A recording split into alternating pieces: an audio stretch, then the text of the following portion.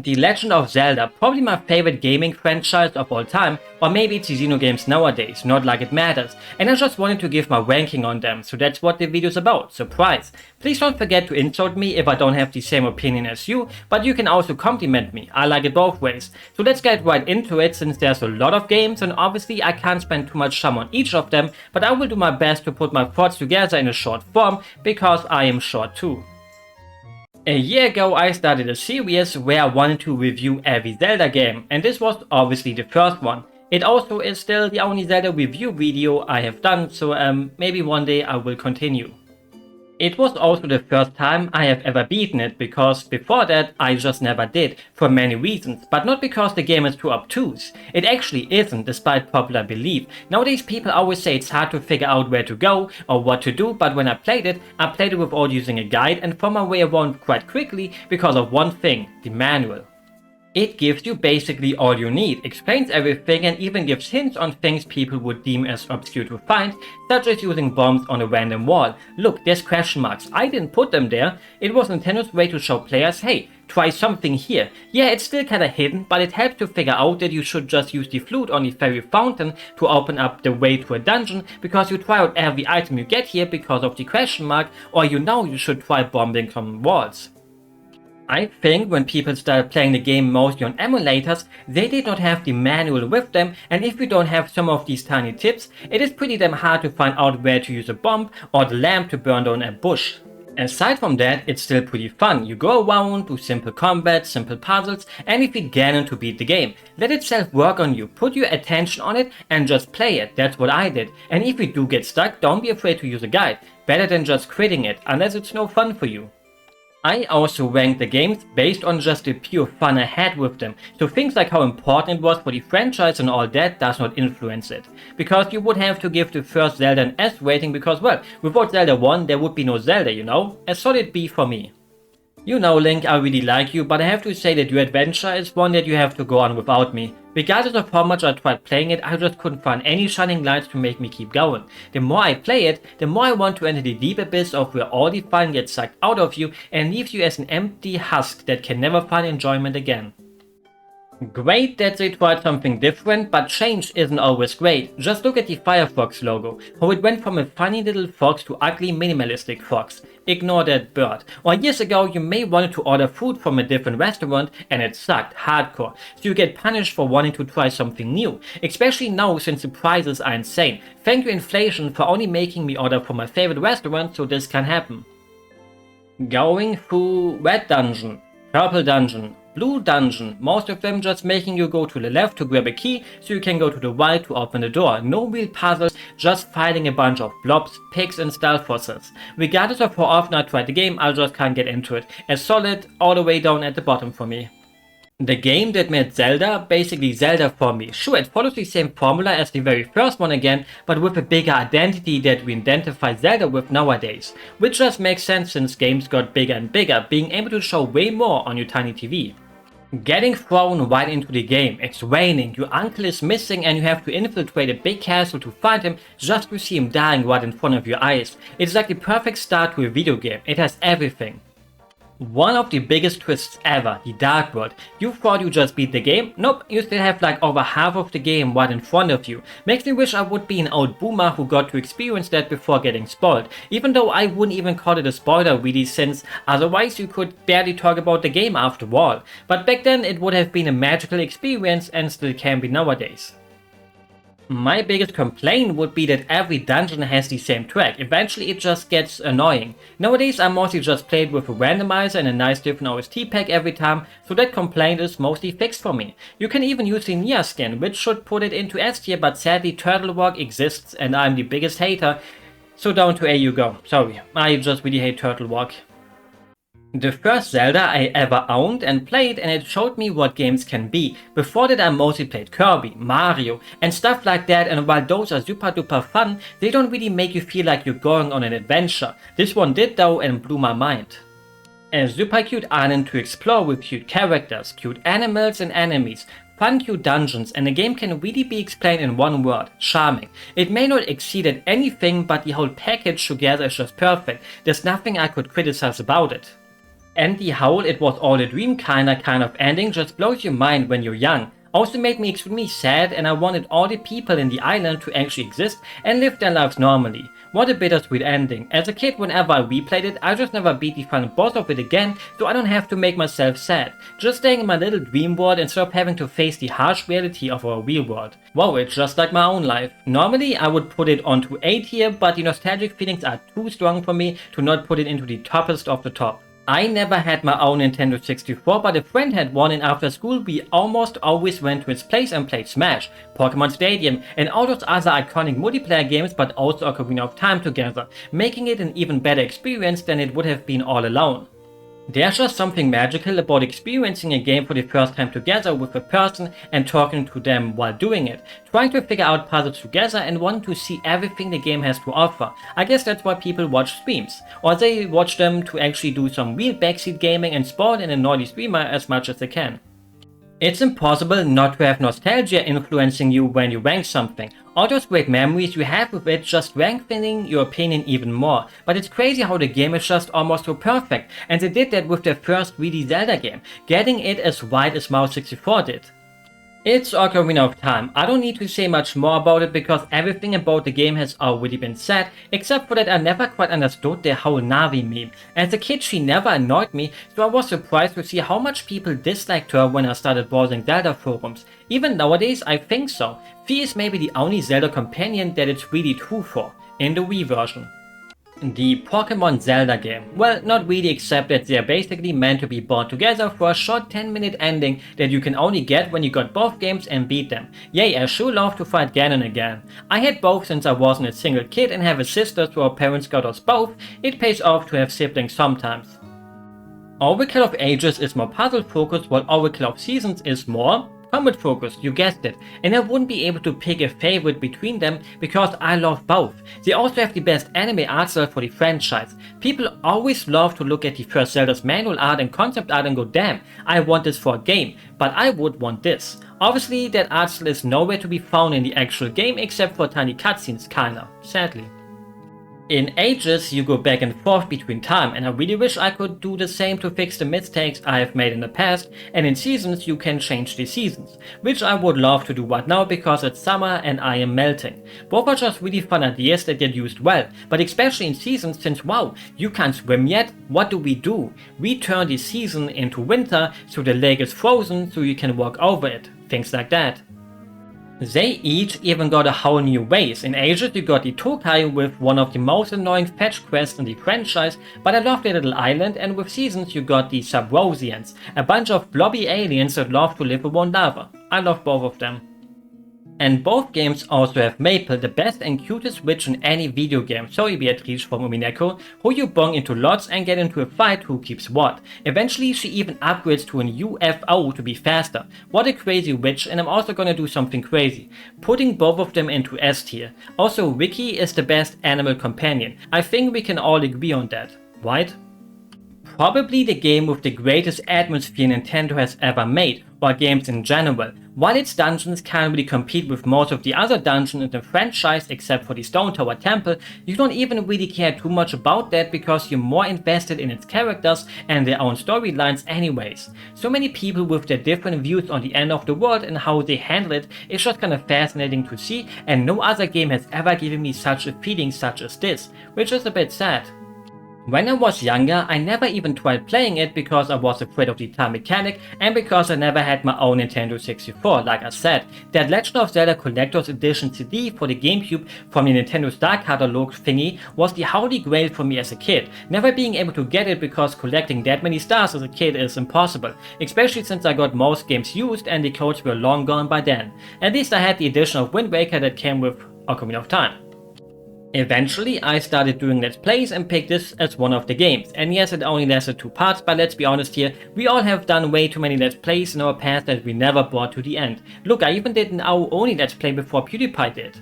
But I continued the game for myself and was just amazed by it. Maybe kinda glad I didn't play it as a kid because most of the things in it would have flown right above my head. And that I didn't make a full Let's Play out of it because when you make those, especially when you're a teenager, you just kinda act like a clown and try to be funny even when the situation isn't calling for the class clown right now.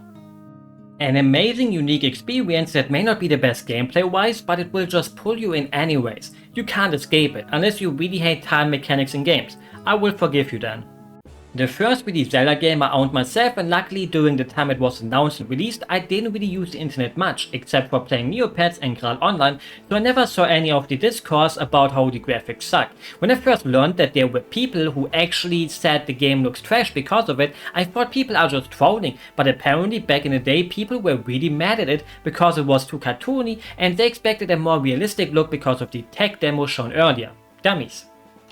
It's just such an adventure, sailing all over the ocean, and somehow it never got boring doing it despite being there mostly water. Can't have too much water in video games, right? Had that when I was a kid, I loved to roleplay with myself and made up my own stories, like how I got stranded on these islands and now I'm the owner of them and have to live on them. Being a kid was fun. It also helped that the ocean track is just that great and never gets boring. I am using the word charming way too much in this video, but what can I say? Everything about the game is just charming. The dungeons are maybe not the hardest and the overall game is pretty damn easy. That's my second biggest complaint. The first place complaint would be how they butcher Tetra. She's such a fun character whenever she shows up, and then they just turn her into Princess Zelda and boom, all of her personality gone. And yeah, I guess there's also the Triforce Hunt, even though I don't hate it as much as others do. I even really like the idea behind it, that it basically tells you, hey, go out there and explore now with all the items possible. If you didn't have to pay Tingles so much money for it, I wouldn't have minded it at all. A great adventure that misses a bit of that extra spicy sauce to put it to the absolute top. It's like how I love to eat tuna fish pizza with jalapenos. Tuna fish pizza is A tier, but without the jalapenos it can't reach the S tier. There is a reason why 75%, the other 25% use the Link's Awakening style of 2D Zelda clones, basically try to copy the same art style as the Minish Cap, because it's a beautiful game. For me it's pixel art perfection. You look at it and think, wowzers, I could play this just for the graphics alone, even though normally I'm not a sucker for graphics. It's just a delightful little Zelda game. Yes, I did have to Google other words for charming. It's 2D Zelda through and through, but this goes for basically all of them. They all have their main gimmicks such as switching through the seasons or becoming tiny here, which I can relate to as a manlet, even though I am not that small. 5'2" is still fairly tall. Link becomes as small as a Tic Tac here basically. Sadly, most of the dungeons are a bit too standard-like for me to put it as high as possible, unlike the Palace of Winds, who is the real standout in the game for me and super duper high up in the air, especially its boss fight. I may have had friends back in the day, I know, hard to believe, and always wanted to play this game with them, but only a few had a GBA, I personally didn't have one either, and nobody had the dumb cable anyways, and just the sheer money everyone would have had to invest to play this was way too much as a kid. As a kid I couldn't wrap my head around why it's not possible to just play it with a normal controller, and I still can't, just one of those Nintendo things. Around 2 years ago I played it being all alone, and it's a decent game, but one day I still want to play it with some other people. One day. I would actually recommend it to people who really love A Link to the Past and want to have a different take on it. You probably won't regret it, even if I have to rank it at C. Probably an S tier game with the right people that you can grieve, or they grieve you. I swear I'm not the kind of person that tries the hardest to get under the skin of others so they get mad and beat me up in a friendly way. Force Wars also exists, but that is pretty much impossible to play by yourself. They recently added it to the Switch Online thingy with multiplayer though, so maybe soon I shall play it, even if I'm too shy to voice it with other people. I wouldn't even rate that one as through the mainline though, since it feels more like a cute little experience with multiplayer tagged on it, but Zelda Dungeon says it's mainline, and who am I to argue with that? My absolute favorite Zelda game, because it's just what Zelda is all about for me. Great dungeons, and I get lots of them, lovely characters, Midna the best companion in a Zelda game ever, and a cool art style. Tiny bit of a hot take, but I really think Zelda peaked on the GameCube in terms of art design. TP has the ROT and Majora's Mask style perfected, even if it may be a bit too brownish and piss filtery, and Wind Waker is just the perfect shell shaded look for the franchise in my eyes. Skyward Sword and Breath of the Wild still have okay art styles, but somehow I never quite vibe with theirs that much. People love to hate on its beginning, but there's nothing wrong with it on your first playthrough unless you're the type of person who instantly wants action. It feels nice to meet the people in Ordon Village, seeing everyone having a nice time with this melancholic feeling lingering in the distance that these good times can't last forever and you slowly get to play the game. I once wanted to make a video just for the beginning alone and needed around 50 minutes doing everything the opening offers, taking my time and just enjoying it. Then I replayed the opening while knowing what to do, and it shortened itself to like half of that if you skip everything. In the end, it's up to you if you enjoy it or not. I personally love it and never minded it, even on replays. Sets the tone of the game quite well. For me, it's the perfect Zelda experience in 3D. Weird little silly NPCs, great dungeons. The overworld is a bit boring, but riding Epona feels nice and epic through these fairly empty fields, fun dungeon items, and again, the best companion not just in Zelda, but in any game. Phantom Hourglass is a game that just kinda exists. It's not bad, it's not great, it's just kinda there.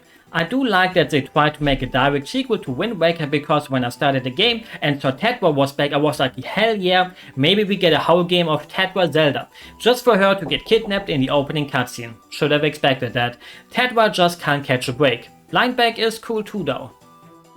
You even get to use the boat again, but instead of really controlling it, you just map it on the map and watch it boat around. And sometimes shoot at some enemies. Yay, it's not really that much fun. I hate you, Temple of the Ocean King, and I also hate you for stylus controls. Didn't like them back then, and when I replayed it for a bit years ago, I didn't like them that much either. At least it really uses the DS to its maximum, I guess. Closing and opening it for puzzles, blowing into the microphone, walking with the stylus and all that. Fun ideas don't always make for fun games though. It's fun, but not super duper fun. Spirit Tracks feels like a more refined version of Phantom Hourglass basically, but with trains. Trains are pretty cool. You sit down if possible and enjoy the view if you sit next to the window, or just stand around for a bit if you couldn't get a seat. That's kinda what you do here too. It's not even fun at first navigating your train around, and it never gets any more fun. It's the low point of the game, but aside from that it's better than Phantom Hourglass for me, especially because of one thing. Zelda in this game is the second best companion because it's basically her Tetra personality but a Zelda, and she may be a ghost but she's around with you and talks to you and she's fun. Sassy, basically Midna but not as an imp. Playing the game is worth it just for her, but sadly the controls are still not really fun here and the spirit flute is a nightmare. I have no idea if I suck at blowing or if my 2DS is broken or something, because when I played it, I could just never get the hang out of it. Look at my case though, I got it for super cheap because of the stamp that says this copy is for video stores only. Also, its overworld theme may be the best in the whole franchise for me.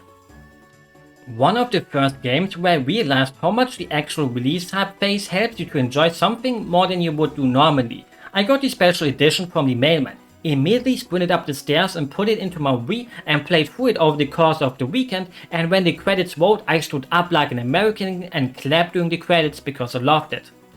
Then, a few weeks later, I wanted to replay it already and things just kinda weren't that fun like they were before.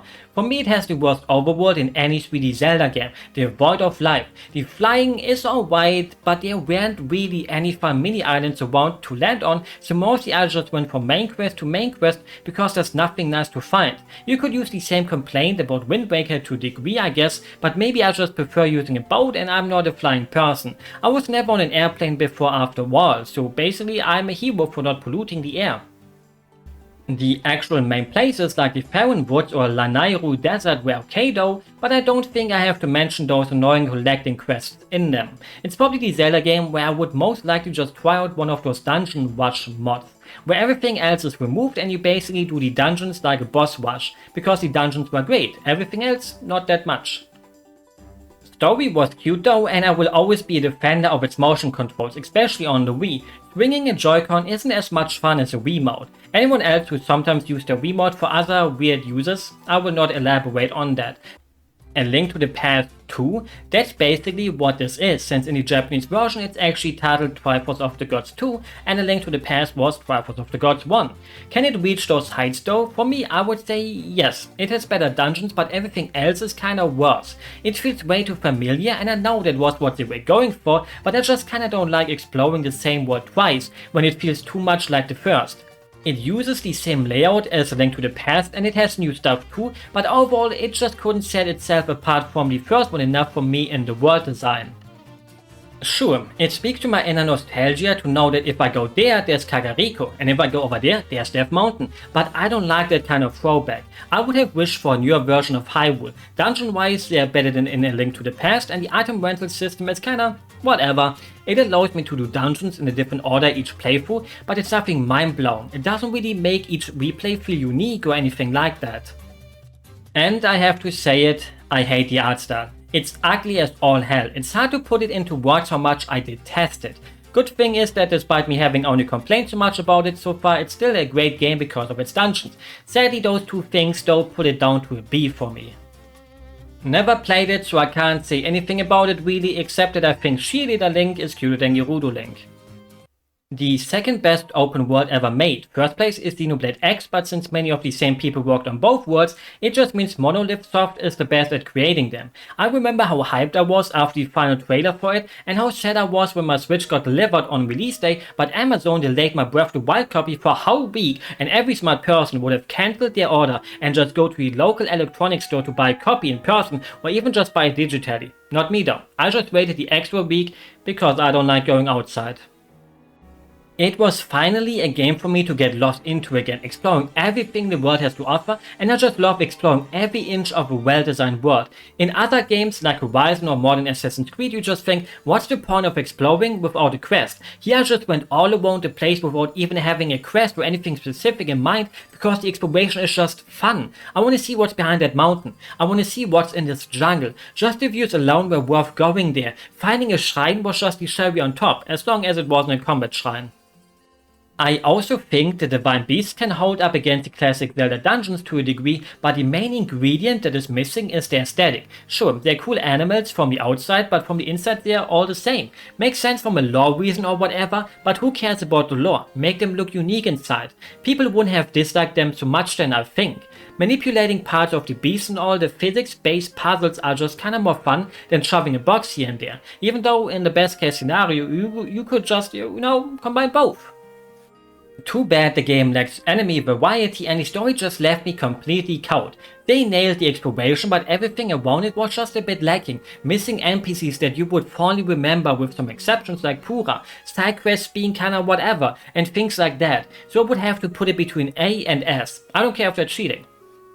My biggest disappointment from a game maybe ever. When we learned it uses the same map from Breath of the Wild, my hype already dropped. But hey, it's basically my favorite franchise and it never really disappointed me in my life so far. So I should have some faith, right? Well, this is gonna be a bit longer than the others, because if I can't name any good arguments, people will just call me contrarian, and I'm not one, I swear. It worked its magic for a few hours before I realized how much has not changed. Wow, Hateno has a school now, and mushrooms, and Terrytown has a car place now. Wow. The towns being pretty much exactly the same as before just disappointed me the most. But even the world itself quickly felt like, well, there really is nothing truly new here. When I noticed that, I just lost all my motivation to walk around and just mostly did the main quest instead, because I can explore something I already explored. It feels like it has fixed none of the issues that Breath of the Wild had, because the enemy variety is still lacking, especially in the underground. You made a whole big world under the earth and can't be bothered to make some more unique enemies for it? Come on, I don't want to fight the same enemies I already fight in the overworld, but this time they're gloomy. The underground itself also loses its coolness exactly when you notice there's nothing more here really. I was hoping to find some ancient civilization or something like that, but nope. Why not make a new race that somehow lived down here for thousands of years? Not even a single town or something like that down here. It had so much potential and the way you enter it was so cool at the start, but then it just fumbles. Same with the caves and Sky Islands. When I first played the game, I found 3 Sky Islands and one of them was already a copy and paste of another one. That says everything that needs to be said about how useless the Sky Islands actually are. If they repeat that quickly already, then why even bother? In an interview, they once said the game was made because they had too many ideas for the DLC and then wanted to make a whole game out of them, and the game does feel like that. Just random ideas that may would have worked for a shorter experience, but this is then just stretched to a full-length game where everything repeats over and over. How about a bunch of floating islands in the sky? Wow. How about a whole new underground under Hyrule? Wowie! How about being able to build cars and stuff, but never making it truly require you to use them except for in shrines and like 1-2 times in a dungeon? wow, you got it. You have the best ideas. The world doesn't feel like it was built for these creations. Feels like Nintendo wanted to have tons of ideas but didn't commit to any of them in a full way to reach their full potential. And then the stories. They somehow made it even worse and more boring than the one from Breath of the Wild. I sure love getting the same cutscene basically after each dungeon because they couldn't figure out how to do it in a better way, and who came up with the idea that the memories are in a random order. Why not just always have them in a set way regardless of which one you fight? At least the final boss is 1,000 times better than the one from Breath of the Wild. Their way of storytelling in such an open world just does not really work, at least for me. Zelda games never had the greatest stories, but the ways they were told were charming. They're just totally gone in both of them, but hey, first time's the charm, right? Maybe next time they can figure out how to make a story work in this kind of open world. In short, it's the worst mainline Zelda game for me, except for Zelda 2, and I will probably never ever even play it again. Maybe one day I will accidentally hit my head and forget that I ever played Breath of the Wild and Tears of the Kingdom, so I can actually enjoy it because then it's a truly new world for me to explore, even if many complaints would still stand.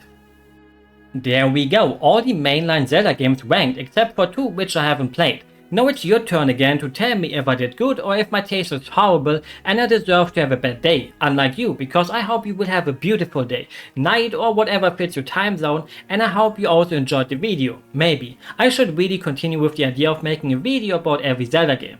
Soon, eventually. With that said, good night, goodbye and bye bye.